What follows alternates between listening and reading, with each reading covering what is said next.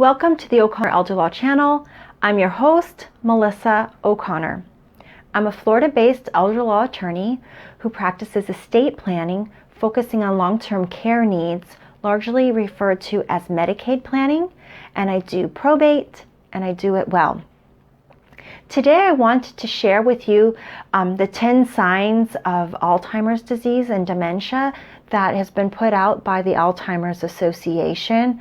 I volunteer for the Broward County Walk to End Alzheimer's. I'm on their committee, and I also serve as a community educator for the Alzheimer's Association. And so many of my clients have early stage dementia or Alzheimer's.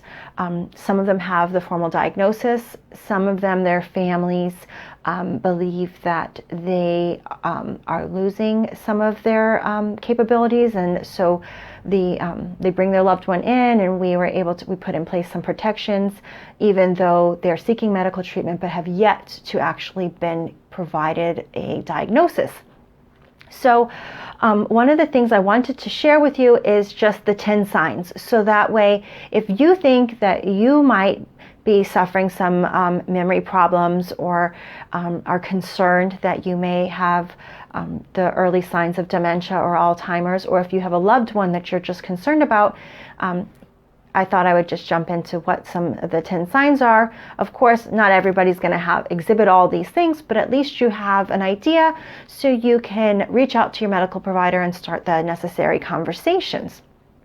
And the first sign is memory loss that disrupts daily life. So not just your average forgetfulness, but memory loss where you're not able to ever recall what it was, that person's name, or what the story that you were talking about. It just never comes back to you during that day, maybe even to the next day. You still don't have a recollection as to what that thought was and where you were going with it. Number 2 is challenges in planning or solving problems.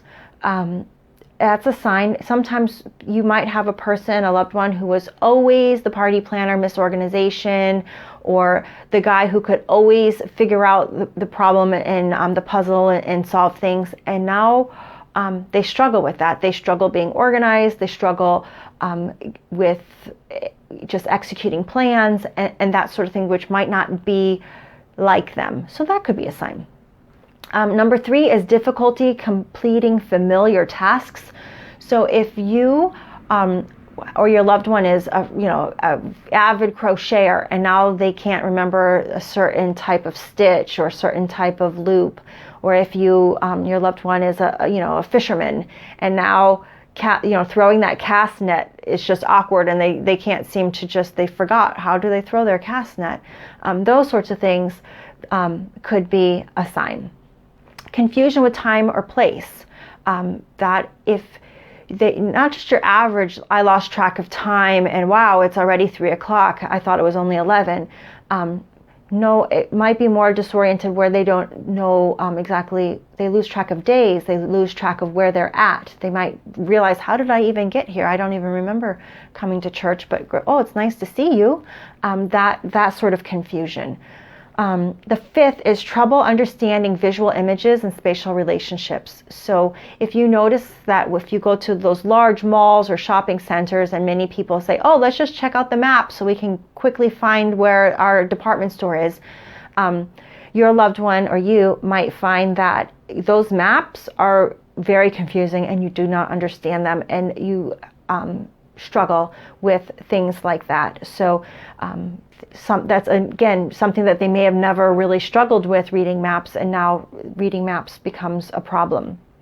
6 is new problems with words or speaking or writing. So if you've always had a person that was like Miss Talkative, Miss Outgoing, or Mr.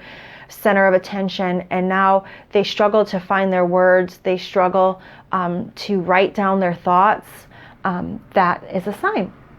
Number 7 is misplacing things and losing the ability to retrace your steps. We all misplace things. Every single one of us forgets where we put our keys, doesn't remember where we put our hat, can't find our shoes. But when you can't retrace your steps to go back to find them, and now these things are lost forever, or at least until somebody else finds them or you magically run into them, that's a sign. 8 is decreased or poor judgment. You hear of people as they age getting taken advantage of financially by scammers. That could be a sign. Also, somebody who was always very meticulous and frugal with their money, now all of a sudden making out big spends, that could be a sign that there's some changes and shifts in their mind, and it could be a sign. Number 9 is withdrawal from work or social activities. As we've gone through the other 8, you can imagine that somebody who's noticing some of these signs in their life might want to withdraw from social engagement. And so that could be a sign where they just decide, I've been tripping up my words and I can't remember how I get to places, and I just don't want anybody to know that I'm having some problems. So then they just draw back. And 10 is changes in personality. So if you see that somebody is becoming more irritable, easily frustrated, that's a sign, because really what they've been dealing with is they've been dealing with all these other issues about losing track of their belongings, getting confused, all these other things that become very scary, and it can cause anxiety and it can cause frustration. You can also see a person who might have been very independent and strong-willed and more kind of like bullheaded, become more docile and just go with the flow. And that might also be a change in personality to be of concern, because their response to being confused and seeing these signs might be, let me just lay back and let other people take care of me. So that could be a sign too. So with this, I just wanted to share with you the 10 signs of Alzheimer's or dementia. So that way you or your loved one can be on the lookout to be able to start conversations and to seek out medical care as soon as possible, because there are things that we can do for people with this disease, and the earlier you have a diagnosis, the more promising it is for care for you, and the more opportunities you have to put in place a plan that will address your disease as you desire to have it addressed. So again, I thank you so much, and I encourage you to reach out to the Alzheimer's Association for help if this would be of service to you, as they have many support groups for caregivers and people living with the disease. They're just an abundant resource.